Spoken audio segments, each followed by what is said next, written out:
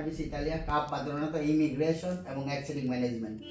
দীর্ঘ আজকে একটা মজার কাহিনী, আমাদের সুজন ভাই বাংলাদেশ থেকে যখন আসে পাসপোর্টে এক নাম এবং সুজন্য এক নাম, তা আবার ডেটও ছিল না।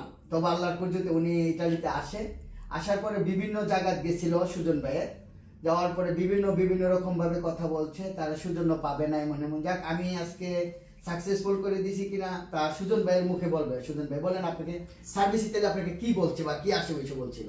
আসসালামু আলাইকুম মনির ভাই। আমি এই সৌজন্য দীর্ঘ অনেকদিন আমি অনেক জায়গায় গেছি, অনেক ইতালিয়ান উকিলের কাছে গেছি, অনেক জায়গায় গেছি, কোনো জায়গায় কোনো মানে ই করে নেই, খালি সবাই কয় এই হইব না, ঠিক আছে। পরে আমি এই মনির ভাইয়ের কাছে আইসি, পরে মনির ভাই একটা দিল, তাই আমি মনির ভাইয়ের কথা ভালো লাগছে, পরে দিলাম, রাজি হইলাম। পরে আজকে মনির ভাইয়ের উসিলায় আমি সৌজন্য পাইছি। তো আমার এই সৌজন্যতে সমস্যা ছিল কি, যে পাসপোর্ট আসলে কই নামে সৌজন্যের সমস্যা ছিল।